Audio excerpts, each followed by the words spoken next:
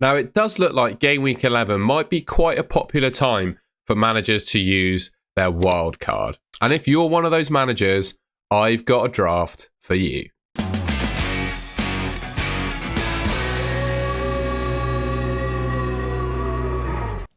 All right, we're not mucking about with this video. I'm just going to get straight into it and start talking about some of the players I've picked, right?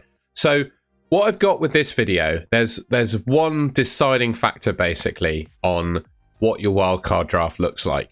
And it's Erling Haaland, right? The most expensive player in the game. He's divided opinion this season on whether he's pickable or not. So what I've done is I've picked a draft with him and I've picked a draft without him. We're going to go through the draft without him first. Defensively and in goal, I've gone for Sels as the goalkeeper.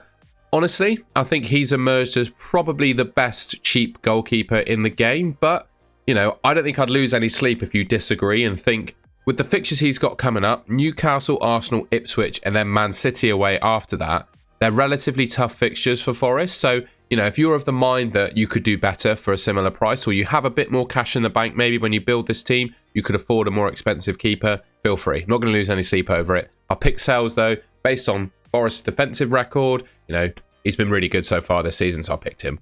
I've gone for Aït-Nouri, Rico Lewis, and Guardiola in defence.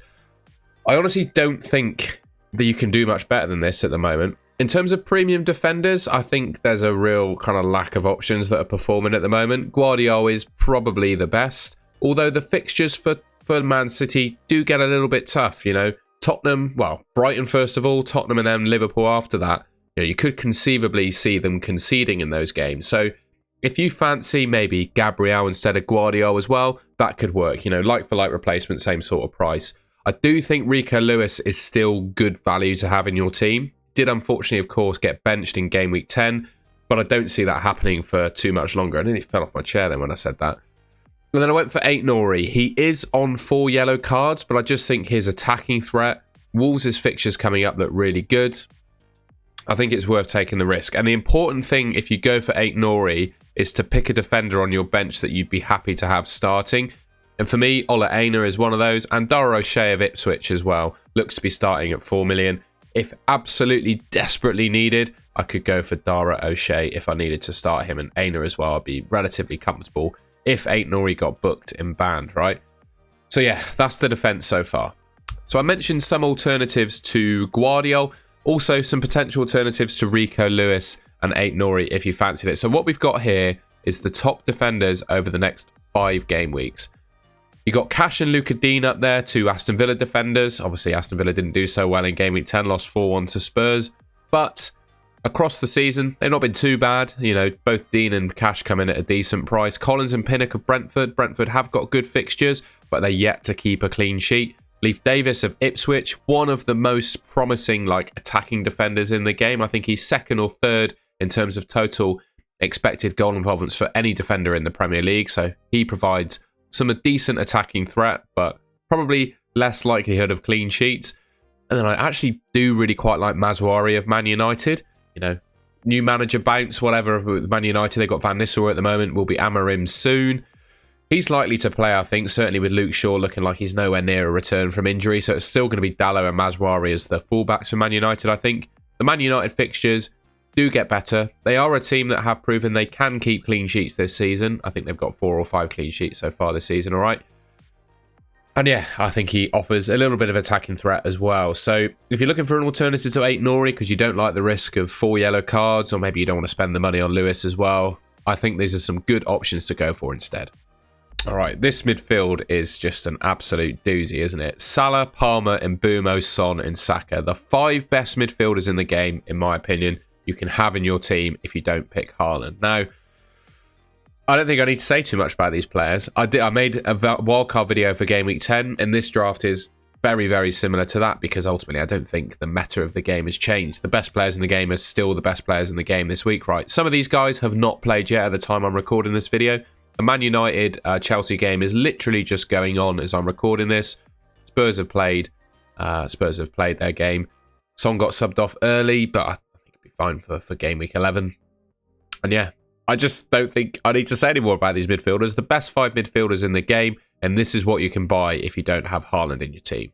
All right, then up front in this team, by the way, according to Fantasy Football Hub, there's a link, by the way, to sign up for Fantasy Football Hub in the description below. You can check out the AI rating of any draft that you put together, including just your own regular team. Get 30% off, I believe it is, in the link below. Raul Jimenez and Chris Wood up front. These are my two favourite cheap strikers in the game, but there are plenty of other options. We're just going to go through them now just to show you, basically. The top forward that isn't Haaland at the moment for the next 5 game weeks is Isak, who I think is perfectly decent as an option. The fixtures for Newcastle get better.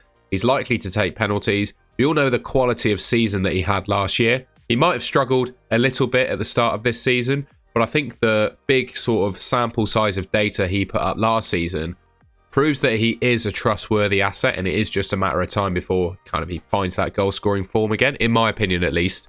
So he's right up there, and I think he's a good option, but he is quite expensive, right? And you can't really fit him into this team realistically. Outside of Chris Wood and Raul Jimenez, well, Cunha and Wissa are two very decent options as well. 6.6 million for Cunha and 6 million for Wissa. So, you know, if you maybe can't afford to get Chris Wood in there, you could sneak in Wissa. And likewise, if you've got a bit more cash, you could go for Cunha if you fancy it. I would say the fixtures for Forest coming up do get a little bit tougher, whereas the Wolves fixtures are just absolutely fantastic. And the same with Brentford and Fulham, to be fair. But I'm trusting in Chris Wood's reliability in front of goal so far. And also, I mentioned you could have Guardiola, you could get rid of Guardiola for Gabriel. But I see all these big teams conceding, to be honest. I really do. I think Chris Wood's been fantastic this season, and I wouldn't let tough fixtures put me off. I think he could score against anyone. So I'd be happy to pick him, but of course there are other alternatives. And I just wanted to show from another source. We just looked at Fantasy Football Hub. We've got FPL Review here. This is what they say in terms of top forwards for the next 5 game weeks. They've got Solanke in there. Obviously, he scored a brace against Villa, so he's back in and amongst the goals. Havertz, Watkins, Nicholas Jackson, who I really like as an option. But again, it would be really tough to fit him into this wildcard team, I think. And then you got Cunha up there. Welbeck as well, who wasn't mentioned on the Fantasy Football Hub data. He looks to be a pretty good option, particularly when Game Week 11 is out of the way, when they've got Man City. The fixtures get really good for Brighton. So if you don't fancy Chris Wood and Raul Jimenez, there are plenty of alternatives. And also, Aït-Nouri, Lewis Guardiola sells. You know, I'm not going to lose any sleep if you want to go different from those guys. Those would personally, I think, be my picks. But like, if you want to pick Gabriel instead of Guardiola, Flecken instead of Sells, another 4.5 defender instead of Aït-Nouri, you know, you could kind of chop and change those. But the structure of this team allows you to have those big 5 midfielders. And the real kicker for me in FPL at the moment, and whether you pick Haaland or not, is all down to captaincy coming up. And I think it's so important, basically, to make sure that you have the best captain in your team every week. And for me, the one reason why you wouldn't pick Haaland in your team at the price that he is because you don't believe that he's the best captain for upcoming game weeks. And I think certainly game weeks 12, 13 and potentially 14, when Palmer has Southampton, in 12 and 13 obviously Haaland has Tottenham and Liverpool. There are weeks, you know, Salah's got Southampton in 12, Palmer's got Leicester in 12, and Game Week 13 as well, there's an alternative. There's also potential to captain Son in Game Week 11, right? So you're looking at all of those game weeks, and there are genuine alternatives to captaining Erling Haaland. Now, I'm not saying, you know, you should definitely get rid of him, you should definitely keep him. It's kind of up to you how you play it, but that would be the key decider for me. So that's a no Haaland draft. The justification why you wouldn't pick him if you wanted to play that way. And next, I'm going to have a draft with him in it. So if you did want to stick to your guns and pick Haaland, I think this is probably the best team you can go for with him in it. Obviously, it's very similar to what I've just showed you because I believe in the players that I've picked in the previous team. So the defence is the same. I don't need to talk about them again. Midfield has Palmer, Salah and Bumo again. And then I went for Semenyo because you need to pick a budget midfielder. And I think with Morgan Rogers, amongst the returns, of course, but sort of dropping off in terms of minutes, the Bournemouth fixtures do look really good. Semenyo is, I still think, second in the league for total shots taken. And he just looks dangerous in every game I see him play. And I think he's probably the pick of the cheap midfielders still. So I went for him alongside those 3.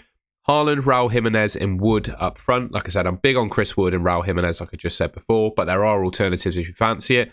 And of course, I've gone for Erling Haaland because this is the Haaland draft. Dibbling, Aina and O'Shea in on the bench. I think Dibbling is probably the best cheap backup midfielder, right, at 4.6 million. Aina, again, I spoke about him. Likewise, O'Shea. So there is your Haaland draft. I think this is the no Haaland screen. Yeah, this is the no Haaland draft. And this is the draft with Haaland in it. Let me know in the comments which one of those teams you think is best.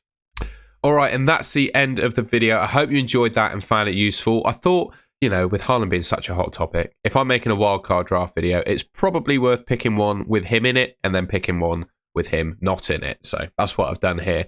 They're, of course, very similar to the drafts that I made. I made a Game Week 10 wildcard draft video as well. And I'm very conscious these teams are quite similar to that, but it's not like much has changed between Game Week 10 and 11. The best players in the game are still kind of the best players in the game because we've had 10 or 11 game weeks now. That doesn't kind of chop and change every week. So I hope you can appreciate why they're kind of similar.